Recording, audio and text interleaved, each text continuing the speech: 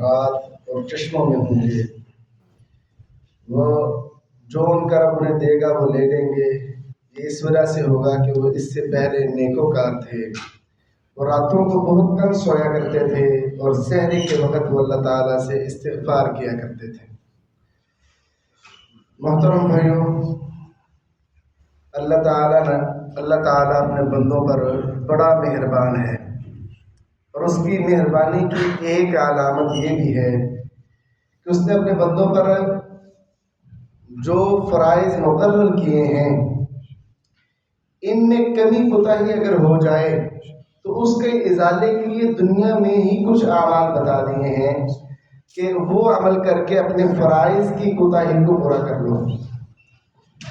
قیامت والے دن آپ سب احباب کے علم میں ہے کہ سب سے پہلے نماز کا اللہ تعالیٰ حساب لے گا، اور نماز کے حوالے سے نبی کریم صلی اللہ علیہ وسلم نے فرمایا کہ بے شک آدمی نماز پڑھتا ہے اور جب نماز سے وہ پھرتا ہے تو بعض اوقات اس کی نماز کا صرف 10واں حصہ اللہ قبول کرتا ہے، بعض اوقات صرف 9واں حصہ اللہ قبول کرتا ہے، بعض اوقات 7واں، 6واں، 5واں، بعض اوقات آدھی نماز قبول ہوتی ہے۔ یہ اس وجہ سے ہے کہ بندے کی نماز میں جو کیفیت ہوتی ہے اس کے مطابق نماز کا اجر ہے اور اس کی قبولیت ہے۔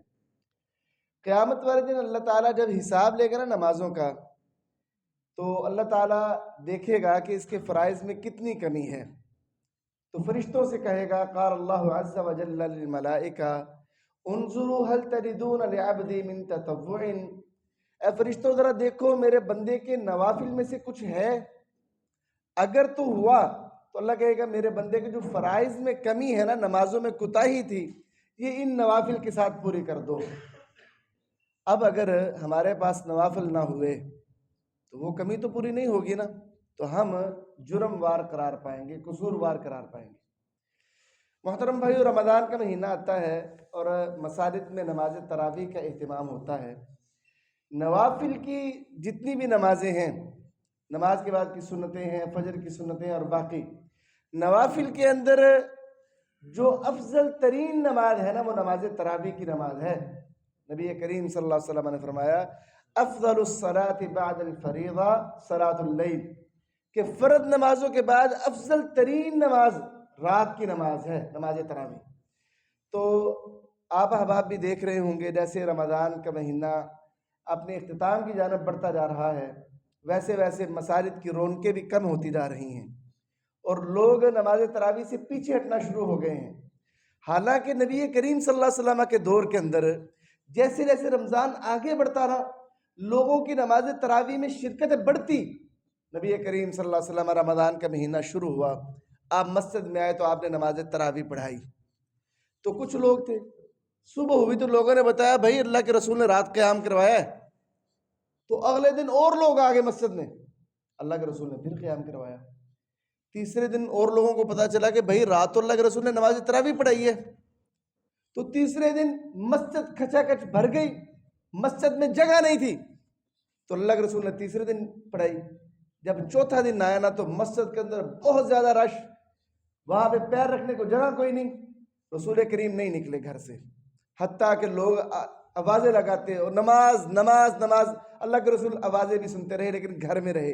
صبح ہوئی تو آپ نماز فجر کے لیے تشریف لائے اور آپ نے کہا رات کی تمہاری حالت مجھ پر مخفی نہیں تھی، لیکن میں اس لیے نہیں آیا کہ تمہارے اس شوق کی وجہ سے مجھے ڈر لاحق ہوا کہ کہیں یہ نماز تراویح تم پر اللہ فرض نہ کر دے اور بعد میں تم مشقت میں پڑ جاؤ۔ یعنی وہ رمضان گزرتا جا رہا تھا اور ان کی تعداد بڑھتی جا رہی تھی، اور ہمارے ہاں الٹا اصول ہے، رمضان بڑھتا ہے نماز تراویح میں نمازیوں کی تعداد کم ہوتی رہتی ہے۔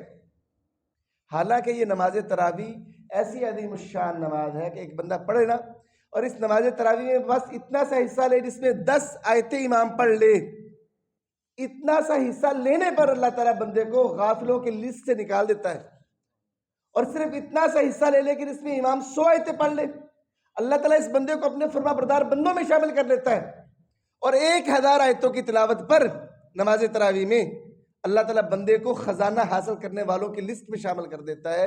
یہ میں نہیں کہہ رہا، نبی کریم صلی اللہ علیہ وسلم کا فرمان ہے من قام ب10 آیۃ لم یکتب من الغافلین، جو 10 آیتوں کے ساتھ قیام کرتا ہے اللہ اسے غافلوں میں نہیں لکھتا۔ ومن قام ب100 آیۃ، کتب من القانتین، جو 100 آیتوں کے ساتھ قیام کرتا ہے اللہ سے فرما برداروں میں لکھ دیتا ہے، ومن قام بألف آیت کتب من المقنطرین، اور جو 1000 آیتوں کے ساتھ قیام کرتا ہے اللہ تعالیٰ اسے خزانہ حاصل کرنے والوں میں لکھ دیتا ہے۔ اور پھر یہیں پر نہیں بلکہ ایسا بندہ جو رات کا قیام کرتا ہے اللہ تعالیٰ کی قربت حاصل کرنے کا اور گناہوں کو معاف کروانے کا، کہ جو رمضان میں ہم گڑ گڑا کر دعا کرتے ہیں اللہم انک عفو کریم تحب العفو فاعف عنا، بڑی دعا کرتے ہیں رو رو کے گناہوں کی معافی کا اور اللہ تعالیٰ کی قربت کا۔ یہ اکثیر نسخہ یہ ہے کہ رات کا قیام کیا جائے، اللہ تعالیٰ ایسے بندوں سے بڑا ہی راضی ہوتا ہے۔ فرمایا علیکم بقیام اللیل، لوگوں رات کا قیام نماز تراویح لازم کر لو، فإنہ دأب الصالحین قبلکم، تم سے پہلے نیکوکار لوگوں کی یہ عادت رہی ہے۔ اس سے ہوتا کیا ہے؟ وَهُوَ قُرْبَةٌ إِلَىٰ رَبِّكُمْ، یہ تمہیں تمہارے رب کے قریب کر دیتی ہے۔ مُكَفِّرَةٌ لِلسَّيِّئَاتِ، اللہ تمہارے گناہوں کے استعمال کے ذریعے سے مٹا دیتا ہے۔ وَمَنْهَاتٌ لِلْآثَامِ، صرف گناہوں کو مٹاتا نہیں ہے بلکہ اس کے ساتھ ساتھ اللہ تمہیں اس نماز کے ذریعے سے گناہوں سے دور بھی کر دیتا ہے، تم گناہوں سے بچنے لگ جاتے ہو اس نماز کے ذریعے سے۔ اس لیے محترم بھائیو، ہر مسلمان پر لازم ہے کہ یہ قیام اللیل سارا سال کرے، اور رمضان کا مہینہ تو بالخصوص اس میں کوتاہی نہ کرے نا، کیونکہ فرمایا من قام رمضان ایمانا واحتسابا غفر له ما تقدم من ذنبی، جس نے رمضان کا قیام ایمان اور اجر کی نیت سے کیا، ایمان کی حالت میں اجر کی نیت سے کیا تو اس کے سابقہ گناہ معاف ہو جاتے ہیں۔ میرا اپنے بارے میں یہ گمان ہے کہ میں اپنے ایک ہفتے کے گناہ بھی شمار نہیں کر سکتا، تو میرا خیال ہے کہ آپ کی بھی کیفیت اس سے مختلف نہیں ہوگی۔ ہم بیٹھتے ہیں تو بعض اوقات باتیں کرتے کرتے ہم گناہ کرتے رہتے ہیں، ہمیں علم ہی نہیں ہوتا ہم گناہ کر رہے ہیں، ہماری یہ کیفیت ہے۔ تو اگر ساری زندگی گناہوں پہ اللہ تعالیٰ ایسے لکیر ہی پھیر دے کہ میں نے سارے معاف کر دیے کہ میرے بندے نے رمضان کا قیام کیا ہے، تو ایسے بندے کی عظمت کا کیا کہنا۔ لیکن ہم اتنی غفلت کا شکار ہیں کہ 2 دن تراویح پڑھ لی اور باقی 30 دن زیادہ دن ہے، کتنا کو لمبا عرصہ ہے۔ اب ایک طرف رسول کریم کی گارنٹی ہے کہ 1 مہینہ قیام کر لو اللہ تمہارے صاحب کا گناہ معاف کر دے گا، ہمارے لیے 1 مہینہ قیام ہی مشکل ہو گیا، اور پھر ہم یہ توقع رکھیں کہ ہمارے گناہ معاف ہو جائے۔ رمضان کی قدر ہم نہ کریں، رات کو اللہ کے سامنے گڑ گڑائیں ہم نہ، کھڑے ہونا ہم پسند نہ کریں، تو پھر توقع یہ ہے کہ اللہ غفور الرحیم ہے۔ بھائی اللہ غفور الرحیم ہے، اس کی رحمت کو متوجہ کرنے والے عمل تو کرو، اس کی رحمت کو چاہو تو صحیح۔ تم رحمت کو چاہو ہی نہ، اللہ تعالیٰ کی رحمت کو متوجہ ہی نہ کرو، اللہ تعالیٰ کو ناراض کرنے والے کام کرو، اور پھر کہو اللہ بڑا غفور الرحیم۔ اللہ تب غفور الرحیم ہے جب تم اللہ تعالیٰ سے معافی والے طلب کرنے والے عمل کرو، اس کی رحمت کو متوجہ کرنے والے عمل بجا لو، پھر اللہ تعالیٰ واقعتاً بڑا غفور الرحیم ہے، بڑا قدردان ہے۔ تو محترم بھائیو، یہ جو رمضان کے بارے میں، رمضان کا روزہ ہے اور رمضان کا قیام ہے، یہ اتنا عظیم الشان عمل ہے کہ ایک بندہ اللہ کے رسول کے پاس آیا کہ اللہ کے رسول آپ کا کیا خیال ہے، ان شہدت اللہ الہ الا اللہ وانک رسول اللہ، اگر میں یہ گواہی دوں کہ آپ اللہ ایک ہے اور آپ اللہ کے رسول ہیں، اس کے بعد میں نماز فرض ادا کروں اور اس طرح زکوٰۃ بھی ادا کروں، وصمت رمضان وقمت، میں رمضان کے روزے رکھوں اور رمضان کا قیام نماز تراویح بھی پڑھوں، نماز پڑھوں، زکوٰۃ دوں، رمضان کے روزے اور تراویح بھی پڑھوں، تو میں کن لوگوں میں ہوں گا؟ فرمایا تو شہداء اور صدیقین میں سے ہوگا قیامت والے دن۔ اور شہداء اور صدیقین نا یہ جنت کے نچلے لیولوں میں نہیں ہوں گے، جنت کے کئی درجے ہیں۔ مثلا مجاہد کے لیے اللہ تعالیٰ نے 100 درجے تیار کیے ہیں، اور ایک درجے سے دوسرے درجے تک فاصلہ کیا ہے؟ زمین و آسمان کے برابر، یعنی جنت کے اندر کئی ایک درجے ہیں، اور جو اعلیٰ درجے ہیں نا ان درجوں میں یہ شہداء اور صدیقین ہوں گے، اور وہ بندہ جو رمضان کے روزے رکھتا ہے اور قیام کرتا ہے وہ ان شہداء اور صدیقین لوگوں کے ساتھ ہوگا۔ اور پھر اس بندے کے لیے ایسے ایسے اللہ نے محلات تیار کیے ہیں جنت میں کہ جن کے آر پار نظر آتا ہے۔ ان فی الجنت غرفا یری ظاہرها من باطنها وباطنها من ظاہرها، بے شک جنت میں ایسے بالا خانے ہیں کہ جن کے اندر سے باہر نظر آتا ہے، باہر سے اندر نظر آتا ہے۔ اعدها اللہ لمن اطعم الطعام والأن الکلام وتابع الصیام وافشى السلام وصلى باللیل والناس نیام، اللہ نے یہ ایسے لوگوں کے لیے تیار کیے ہیں جو لوگوں کو کھانا کھلاتے ہیں، نرم گفتگو کرتے ہیں، روزہ رکھتے ہیں، سلام عام کرتے ہیں اور رات کو قیام کرتے ہیں۔ یہ بالا خانے اللہ تعالیٰ نے ان لوگوں کے لیے تیار کیے۔ ہر بندہ چاہتا ہے، دیکھو نا جنت میں جانے والے لوگ کئی قسم کے ہوں گے. ایک وہ ہے جو بغیر حساب و کتاب کی جنت میں چلے گئے. پھر اس کے بعد وہ لوگ ہوں گے جو پل صراط سے سلامتی کے ساتھ چلے گئے اور جنت میں بھی سلامتی کے ساتھ پہنچ گئے، اگرچہ کچھ حساب ہو بھی گیا لیکن سلامتی کے ساتھ چلے جائیں گے. کچھ لوگ ہوں گے وہ گرتے پڑتے جائیں گے جنت میں، کچھ لوگ ہوں گے جو جہنم کا مزہ چکھ کے جنت میں جائیں گے. اب وہ لوگ جو رات کا قیام کرتے ہیں نا، نماز تراویح کا اہتمام کرتے ہیں، ان کے بارے میں رسول کریم نے گارنٹی دی ہے. حضرت عبداللہ بن سلام کہتے ہیں رضی اللہ تعالیٰ عنہ، مدینے میں یہ اعلان کیا گیا اور لوگوں رسول کریم تشریف لے آئے ہیں جب ہجرت کر کے اللہ کے رسول آئے. کہتے ہیں میں یہودی تھا، میں نے سوچا میں بھی ذرا دیکھوں کہ یہ رسول کیسا ہے. میں نے اپنی تورات کے اندر آخری رسول کی علامات پڑھی تھی، میں بھی دوڑا دوڑا گیا اللہ کے رسول کی زیارت کے لیے. جب میں نے چہرہ دیکھا نا تو میں نے چہرہ دیکھ کر یہ سمجھ لیا یہ کسی جھوٹے کا چہرہ نہیں ہو سکتا. رسول کریم نے مدینے کے اندر جو پہلی گفتگو کی وہ یہ تھی، یا ایھا الناس، اے لوگو، افشوا السلام، سلام عام کرو، اطعموا الطعام، کھانا کھلایا کرو، واصلوا الارحام، رشتہ داری کو ملاؤ، وصلوا باللیل والناس نیام، راتوں کو قیام کیا کرو جب لوگ سو رہے ہوں، تدخلوا الجنت بسلام، جنت میں سلامتی کے ساتھ داخل ہو جاؤ. یہ وہ ہستی گارنٹی دے رہی ہے کہ جس کی زبان سے جھوٹ نہیں نکل سکتا. یہ وہ ہستی گارنٹی دے رہی ہے جنت میں سلامتی کے ساتھ داخل ہو جاؤ گے. اور پھر جنت میں آپ کے لیے اللہ نے تیار کیا ہے ایسی نعمتیں. نماز تراویح پڑھنے کے لیے اللہ نے تیار کیا نا، جو بندہ نماز تراویح پڑھتا ہے آپ ان کو جان ہی نہیں سکتے.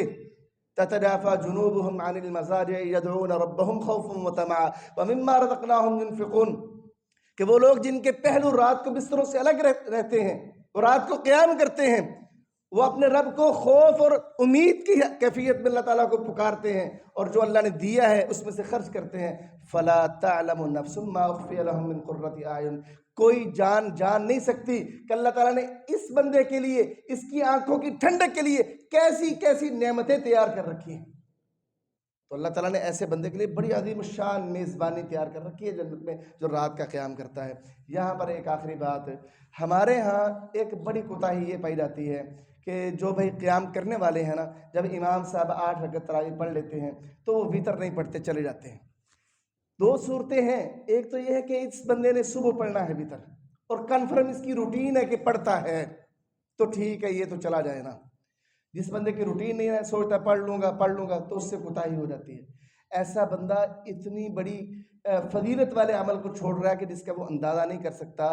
نبی کریم صلی اللہ علیہ وسلم نے فرمایا ایک بندہ رات کا قیام امام کے ساتھ کرتا ہے اور پھرتا تب ہے جب امام نماز چھوڑ کے جاتا ہے، یعنی نماز کے ساتھ امام کے ساتھ وہ جاتا ہے، یعنی نماز تراویح کے بعد وتر پڑھ کے جاتا ہے.